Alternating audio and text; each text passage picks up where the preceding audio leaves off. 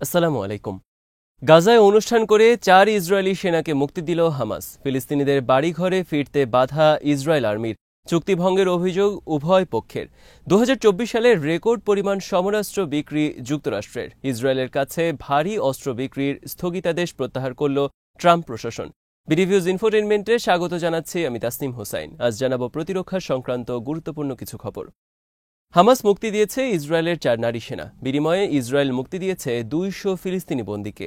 ৪ নারী সেনা মুক্তি উপলক্ষে হামাস শনিবার গাজা চত্বরে বিশাল সমাবেশ এবং অনুষ্ঠানের আয়োজন করে। এই উপলক্ষে গাজা চত্বরে তৈরি করা হয় একটি স্টেজ।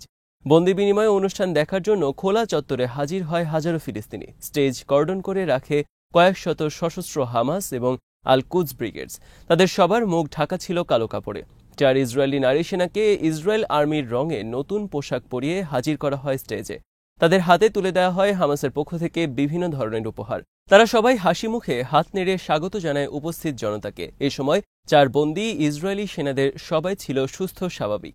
উপস্থিত জনতার মধ্যে ড্রোনের মাধ্যমে চকলেট বিতরণ করে হামাস। আনুষ্ঠানিকতা শেষে হামাস ৪ ইসরায়েলি নারী সেনাকে তুলে দেয় রেড ক্রসের হাতে। এরপর রেড ক্রস একটি গাড়িতে করে রওনা দেয় ইসরায়েল সীমান্তে। ৪ বন্দি মুক্তির অনুষ্ঠান ইসরায়েলের বিভিন্ন গণমাধ্যম সরাসরি সম্প্রচার করে।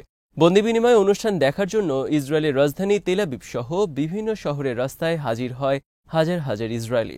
৪ ইসরায়েলিকে রেড ক্রসের হাতে তুলে দেওয়ার সাথে সাথে তারা সবাই উল্লাস প্রকাশ করে। ইসরায়েলে নেয়ার পর বন্দীদের তুলে দেওয়া হয় পরিবারের হাতে। ইসরায়েলের গণমাধ্যমে অভিযোগ করা হয়েছে ৪ বন্দি মুক্তি নিয়ে প্রোপাগান্ডা চালিয়েছে হামাস। মুক্তির আগে তাদেরকে নিয়ে প্যারেড করেছে তারা। এদিকে ইসরায়েল এবং হামাস উভয়ে একে অপরের বিরুদ্ধে অভিযোগ করেছে যুদ্ধবিরতি চুক্তি লঙ্ঘনের। ইসরায়েলের পক্ষ থেকে বলা হয়েছে, শনিবার মুক্তি দেয়া ৪ জনের মধ্যে নাম থাকার কথা ছিল আরবেল ইয়াহুদ নামে এক নারীর, কিন্তু তার পরিবর্তে অন্য আরেক নারী সেনাকে মুক্তি দিয়েছে হামাস। এর ফলে ইসরায়েল শনিবার ফিলিস্তিনিদের বাধা দিয়েছে উত্তর ইসরায়েলের নেতজারিম সহ আরও কয়েকটি এলাকায় ফিলিস্তিনিদের বাড়িঘরে ফেরার ক্ষেত্রে। কেন্দ্রীয় গাজায় আল রশিদ সড়ক অবরোধ করে রেখেছে ইসরায়েল আর্মি। ফলে ফিলিস্তিনিরা ঘরে ফিরতে পারছে না।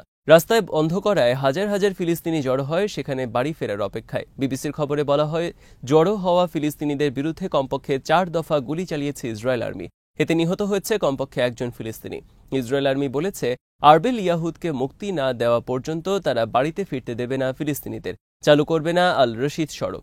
হামাসের পক্ষ থেকে বলা হয়েছে, আরবেল ইয়াহুদ নামে কোনো নারী সেনা নেই তাদের কাছে। ইসলামিক জিহাদ গ্রুপের আল কুদস ব্রিগেডস সিএনএনকে জানিয়েছে, আরবেল নামক নারী সেনা তাদের কাছে বন্দী। ইসরায়েল চুক্তির শর্ত পূরণ করলেই তাদেরকে মুক্তি দেওয়া হবে।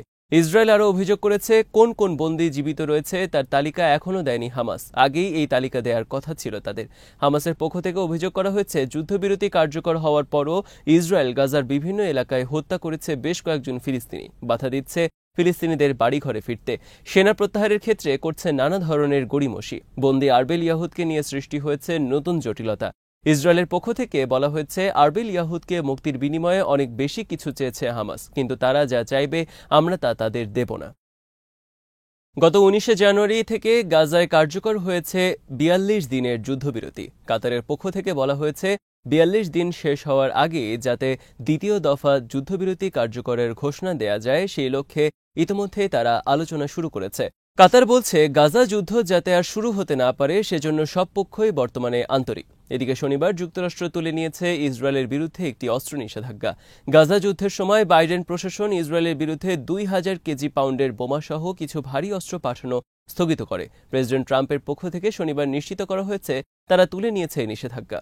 সিএনএন এবং টাইমস অফ ইসরায়েল সহ আরও বিভিন্ন গণমাধ্যম প্রকাশ করেছে এই খবর। ডোনাল্ড ট্রাম্প শনিবার বলেছেন, তিনি টেলিফোনে কথা বলেছেন জর্ডানের রাজা আবদুল্লাহর সাথে। গাজা থেকে উদ্বাস্তুদের প্রতিবেশী দেশে হস্তান্তর বিষয়ে তিনি জর্ডানের সাথে আলোচনা করেছেন বলে জানিয়েছেন। ট্রাম্প বলেছেন, মিশরকেও নিতে হবে ফিলিস্তিনি উদ্বাস্তুর। ট্রাম্প সাংবাদিকদের বলেছেন, গাজায় এখন বসবাসের মতো পরিবেশ নেই, সেখানে চলছে চরম বিশৃঙ্খলা আর অরাজকতাও চলছে। মিশর ও জর্ডানের উচিত অনেক ফিলিস্তিনি উদ্বাস্তু গ্রহণ করা। এদিকে আল জাজিরার খবরে বলা হয়েছে, জেনিন উদ্বাস্তু শিবির সহ পশ্চিম তীরের বিভিন্ন এলাকায় এখনও চলছে ইসরায়েল আর্মির অভিযান। জেনিনে তারা ধ্বংস করে চলছে গুরুত্বপূর্ণ সব রাস্তা এবং স্থাপনা, মানুষকে উচ্ছেদ করছে তাদের বাড়িঘর থেকে। ইসরায়েলের এই কাজে বাধা দেয়ার কেউ নেই সেখানে। 2024 সালে রেকর্ড পরিমাণ সমরাস্ত্র রপ্তানি করেছে যুক্তরাষ্ট্র। বিশ্বের বিভিন্ন দেশের কাছে যুক্তরাষ্ট্র 2024 সালে $318 বিলিয়ন মূল্যের অস্ত্র বিক্রি করেছে। 2023 সালের তুলনায় এটি শতকরা 29 ভাগ বেশি। ইউক্রেনের যুদ্ধের কারণে যুক্তরাষ্ট্রের সমরাস্ত্র বিক্রির পরিমাণ রেকর্ড পরিমাণ বৃদ্ধি পেয়েছে বলে উল্লেখ করা হয়েছে আল জাজিরা সহ বিভিন্ন খবরে। ইউক্রেন যুদ্ধ শুরুর পর থেকে ইউরোপের বিভিন্ন দেশ রাশিয়ার আগ্রাসন হুমকি মোকাবেলায় বিপুল পরিমাণ অস্ত্র কেনার অর্ডার দেয় যুক্তরাষ্ট্রকে। তাছাড়া 2024 সালে যুক্তরাষ্ট্র ইসরায়েলের কাছে বিক্রির অনুমতি দিয়েছে $18 বিলিয়ন যুদ্ধ বিমান। শুক্রবার যুক্তরাষ্ট্রের পররাষ্ট্র মন্ত্রণালয়ের প্রকাশিত তথ্যে বলা হয়েছে, বিভিন্ন সমরাস্ত্র নির্মাতা প্রতিষ্ঠান 2024 সালে সরাসরি অস্ত্র বিক্রি করেছে। $200 বিলিয়ন অস্ত্রের মধ্যে যুক্তরাষ্ট্র সরকারের মধ্যস্থতায় বিক্রি করা অস্ত্রের পরিমাণ হল $118 বিলিয়ন।